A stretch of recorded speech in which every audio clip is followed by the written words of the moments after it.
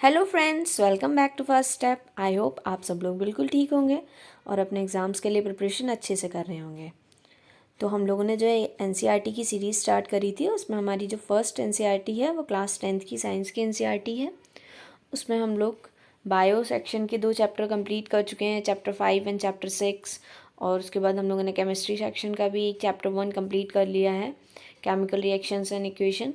I hope आपने वो सारी वीडियोस देख ली होंगी। उसकी मैंने प्लेलिस्ट भी अपलोड कर दी है सारे चैप्टर्स की लाइन वाइज, तो आप वहाँ से सारे चैप्टर की वीडियोस को देख सकते हैं और अपना रिवीजन अच्छे से कर सकते हैं।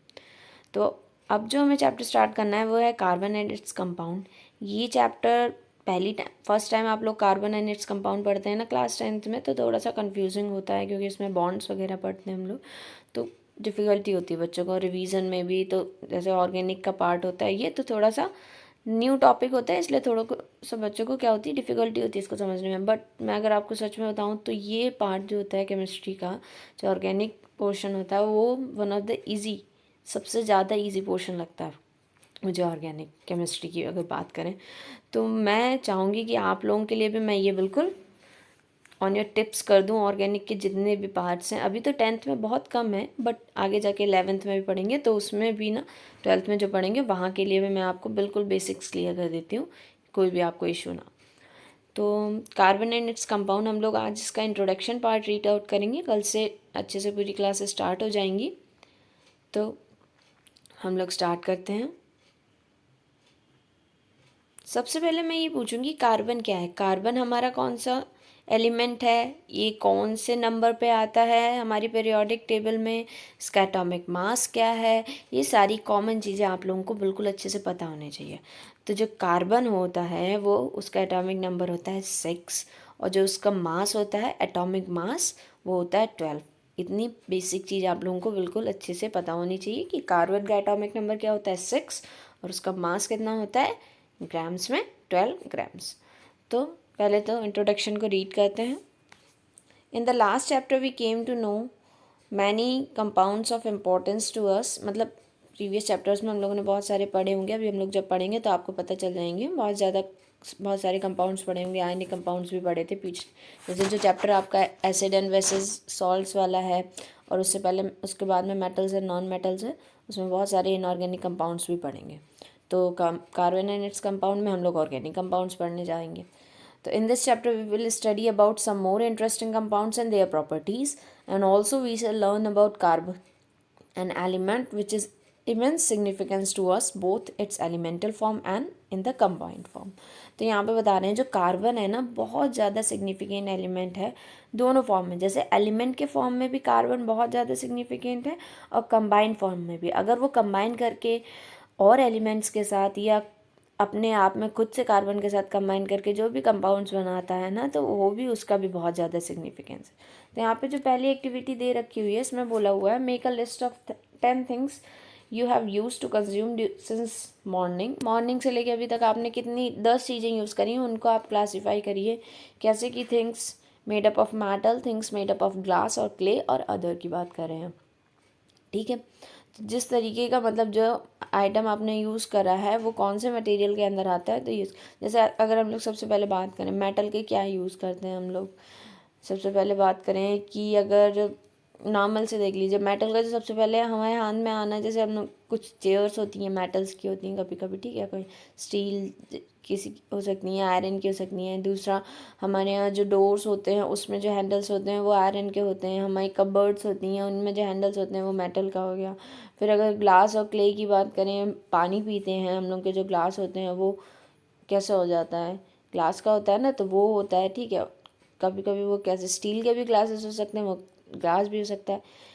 क्ले रेयर चांस है आप यूज़ कर रहे हैं, बट क्या है, अदर मेटल में आप टूथब्रश कर रहे हैं तो प्लास्टिक यूज़ कर रहे हैं। तो ये सारी चीज़ें क्या हैं, ये कंपाउंड्स, डिफरेंट डिफरेंट कंपाउंड्स आप यूज़ करते हैं अपनी डेली लाइफ में, ठीक है। और कार्बन बहुत ज़्यादा सिग्निफिकेंट है, उसकी बहुत ज़्यादा इम्पोर्टेंस है हमारी डेली लाइफ में अगर आप देखेंगे। क्योंकि आपने जो पढ़ा, जैसे जो हम लोगों ने फोटोसिंथेसिस पढ़ा था ना, तो फोटोसिंथेसिस में क्या था, जो मेन प्रोडक्ट बन रहा था, जो कि क्या था, ग्लूकोज, उसका फॉर्मूला आपको याद होगा, C6H12O6, ऐसे ही तो था, C6H12O6। तो आपको दिख रहा है ना, जो मेन सब्सटेंस खा रहे हैं हम लोग, ग्लूकोज या जो हमारा फूड है, तो उसमें भी क्या होता है, कार्बन बहुत इंपॉर्टेंट होता है। दूसरा, जो पूरी बॉडी बनी हुई है हमारी, उसमें भी मेजर सब्सटेंस, मेजर एलिमेंट जो यूज़ होता है वो कार्बन होता है। जो खाना खाते हैं वो भी कार्बन बहुत सारा अमाउंट होता है उसमें, और भी बहुत सारी चीज़ें होती हैं, उसको धीरे धीरे अभी हम लोग पढ़ेंगे, ठीक है। यहाँ पे बोला है, look at the item that come in the last column of the above table filled by you. Your teacher will able to tell you that most of them are made up of compounds of carbon. Can you think of a method to test these, and what would be the product if the compound containing carbon is burned? Do you know any test to confirm? तो यहाँ पे कहना है ना, कोई भी चीज़ आप use करते हैं ना, वो मैक्सिमम, जैसे आप कपड़े पहनते हैं, कोई चीज़ खाते हैं, या कभी कभी कोई, जैसे हमने मैंने अगर प्लास्टिक के टूथब्रश की भी बात करी है ना, उसमें भी थोड़ा कार्बन का कंटेंट होता है, ठीक है। अभी अगर आप उसे बर्न करके देखेंगे ना, तो उसको आप पता चल जाएगा कि उसमें भी कुछ एलिमेंट बच जाता है जो जलता नहीं है, तो वो भी कार्बन होता है। तो यहाँ पे वही बताया जा रहा है आगे जाके। अब देखिए, food, clothes, medicines, books and many of the things that you listed are based on the versatile element carbon. Versatile element की बात करिए, यहाँ पे जो सबसे ज़्यादा पाया जा रहा है, सबसे रिएक्टिव है यहाँ पे, वो कौन है, कार्बन है। भाई वही चीज़ तो हर चीज़ में पाई जाएगी जो सबसे रिएक्ट कर लेगी, जो सबसे रिएक्ट करके कुछ ना कुछ बना लेगी, वही तो सब में होगी, तो वो कार्बन है, वो सबसे रिएक्ट करके कुछ ना कुछ बना लेता है। In addition all living structures और कार्बन बेस्ड, जितने भी लिविंग स्ट्रक्चर्स हैं, चाहे छोटा सा एक मतलब इंसेक्ट हो या बहुत बड़ा मैमल हो, ह्यूमन ले लो, सब में कार्बन पाया जाता है। Amount of carbon present in the earth crust and in the atmosphere is quite मिरास. The earth crust has only 0.02% carbon in the form of mineral, and the atmosphere has only 0.03% of carbon dioxide.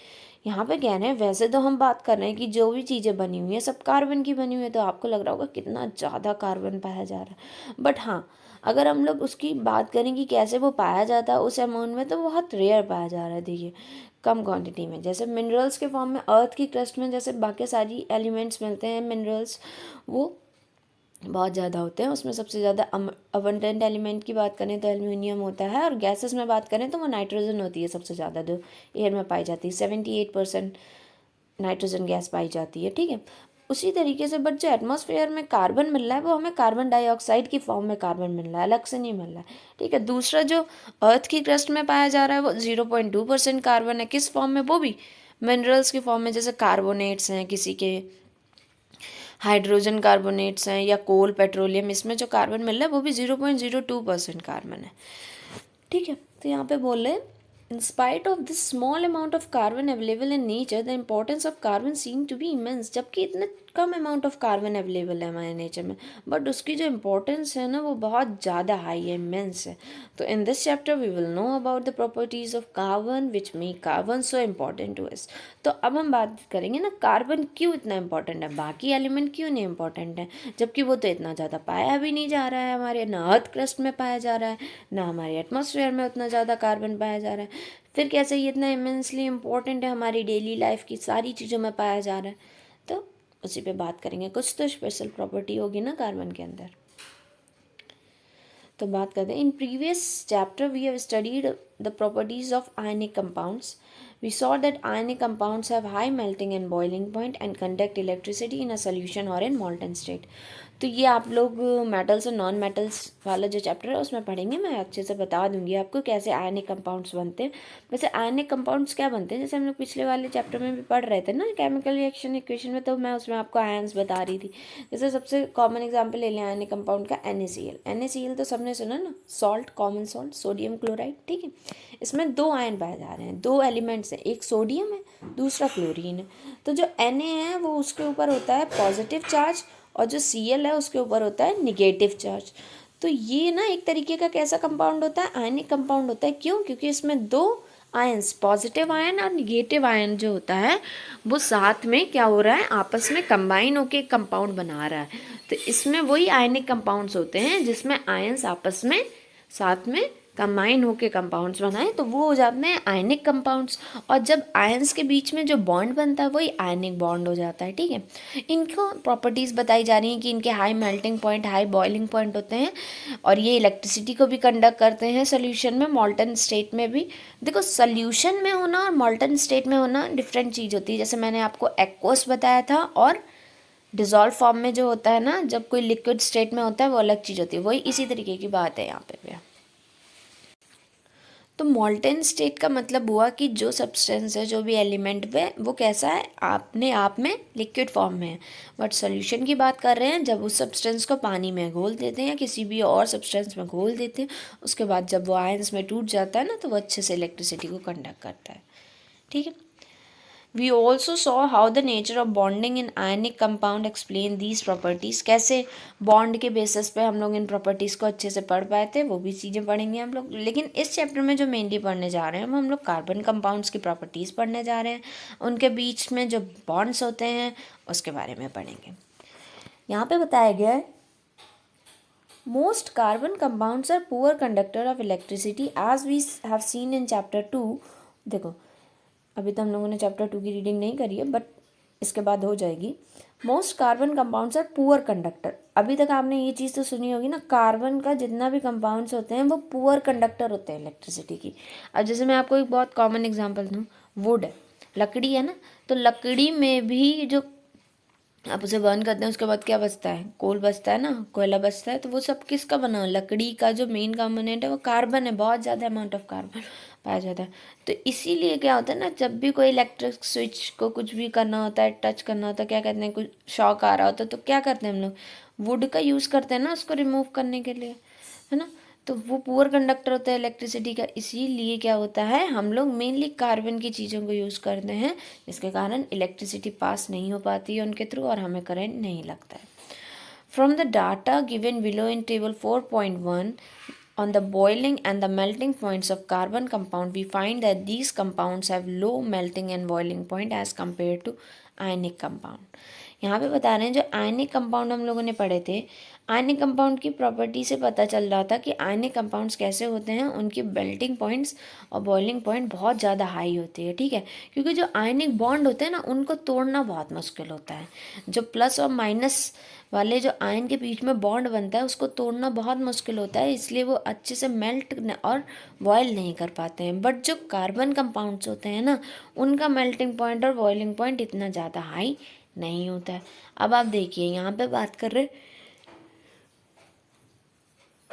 Kelvin scale की बात कर रहे हैं कि ये for kelvin stand करता है। हम लोग जो टेम्परेचर होता है मेनली जब ऐसे केमिस्ट्री में पढ़ रहे होते हैं, केल्विन में मेज़र करते हैं या फिर डिग्री सेल्सियस में मेज़र करते हैं, ठीक है, या फ़ारेनहाइट में, बट यहाँ पे केल्विन में बताया गया है। तो केल्विन का मतलब है 293 केल्विन पे ये कम होता है, ऐसे दिखता है, बट डिग्री सेल्सियस से कंपेयर करते हैं तो ये काफ़ी कम होता है केल्विन, ठीक है। तो यहाँ पे बताने बहुत जल्दी बॉयल कर जाता है एसिटिक एसिड, क्लोरोफॉर्म भी बहुत जल्दी बॉयल कर जाता है, इथेनॉल भी बहुत जल्दी बॉयल कर जाता है, और मीथेन तो बहुत ही जल्दी बॉयल कर रहा है, ठीक है। और दूसरा यहाँ पे मेल्टिंग पॉइंट भी इनका कम है।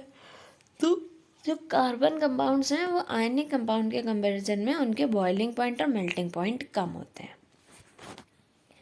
We can conclude that force of attraction between the molecules are not very strong since these compounds are largely non-conductors of electricity, and we can conclude that bonding in these compounds does not give rise to any ions।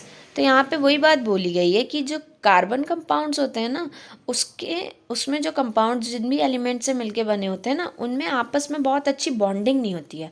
बहुत अच्छी bonding का मतलब है, bonding तो अच्छी होती है कि कंपाउंड बन जाए, बट क्या होता है कि वो जल्दी ब्रेक हो जाती है इनके बीच की बॉन्डिंग। अगर आप उन्हें थोड़ी सी भी हीट देंगे ना तो वो अच्छे से बॉयल हो जाएंगे। बट अगर आयनिक कंपाउंड की बात करें तो उनके जो प्लस और माइनस के बीच में जो बॉन्ड हुआ है, आयनिक बॉन्ड हुआ है, वो बहुत स्ट्रांग होता है, इसलिए उन्हें बहुत ज़्यादा हीट देनी पड़ती है तभी वो अच्छे से आयंस के फॉर्म में टूट जाते हैं। और जब भी कोई सब्सटेंस आयंस के फॉर्म में टूट जाता है ना, तो वो इलेक्ट्रिक करंट को अच्छे से पास होने देता है सॉल्यूशन में। और जो कार्बन कंपाउंड्स होते हैं वो आयंस में नहीं टूटते हैं, ठीक है। वो मैं बताऊंगी क्यों नहीं टूटते हैं आगे, जब हम इनकी बॉन्ड पढ़ेंगे, कैसे ये बॉन्ड का फॉर्मेशन करते हैं। और आपको ये भी पता है आयन कब फॉर्म होता है, जब कोई भी एलिमेंट अपना एक इलेक्ट्रॉन दे देता है तो उसके ऊपर पॉजिटिव चार्ज आ जाता है, और जो एलिमेंट अपना इलेक्ट्रॉन दूसरे से ले रहा होता है उसके ऊपर नेगेटिव चार्ज आ जाता है। तो यहाँ पे वही तरीके से आयंस बनते हैं। बट जब हम कार्बन के कंपाउंड्स पढ़ेंगे ना, तो उसमें कोई आयन नहीं बनते हैं, तभी ना वो इलेक्ट्रिसिटी को अच्छे से कंडक्ट नहीं कर पाते हैं। तो ये थोड़ी छोटी छोटी बेसिक सी चीज़ें थी, वो मैंने आपको इस चैप्टर की स्टार्टिंग में बताई हैं। आगे जो इस चैप्टर है उसको हम लोग अच्छे से पढ़ेंगे, कैसे आयंस बनते हैं नहीं बनते हैं कार्बन में, कैसे इसकी बॉन्डिंग होती है, क्यों इनका बॉइलिंग पॉइंट और मेल्टिंग पॉइंट कम है। तो इन सारी चीज़ों को अच्छे से हम लोग चैप्टर में से रीड करते जाएंगे। तो ये बहुत इंपॉर्टेंट चैप्टर है आपके क्लास 10th के लिए। इसको एक भी वीडियो मिस मत करिएगा और अच्छे से पढ़िएगा। और कोई भी डाउट हो तो कमेंट सेक्शन में ज़रूर पूछ लीजिएगा। और मैं चाहूँगी कि अगर आपको वीडियो पसंद आ रही हो तो इसे लाइक ज़रूर करिएगा, और इसे अपने फ्रेंड्स के साथ भी शेयर करिए, जिससे वो भी अपने एनसीईआरटी के सारे कॉन्सेप्ट्स क्लियर कर पाएँ और अच्छे से अपने एग्ज़ाम्स के लिए प्रिपरेशन कर लें। अब आपका जो मेन फेस्टिवल दिवाली था वो भी ओवर हो गया है, सारे फेस्टिवल्स आप लोगों ने अच्छे से मना भी लिए होंगे आई होप। तो अब बैक टू स्टडीज़ हो जाना है आपको, जिससे कि क्योंकि अब तो आपके बोर्ड्स के एग्ज़ाम में अप्रॉक्स 2.5 मंथ ही बचा हुआ है, तो अच्छे से रिवीजन भी स्टार्ट कर दीजिए। और मैं ट्राई करूँगी कि जितने भी चैप्टर्स हैं उनका 1 शॉट रिवीजन वाला भी वीडियो आपके लिए मैं जल्द से जल्द डाल दूँ, जिससे आप लोग अच्छे से एक शॉट में पूरा वीडियो से अपना चैप्टर रिवाइज कर लें। तो अगर कोई भी क्वेरी हो तो आप कमेंट सेक्शन में पूछ लीजिएगा। और अगर वीडियो पसंद आ रही हो तो लाइक करना बिल्कुल मत भूलिएगा। So make sure to like, share and subscribe. Thank you for watching the video.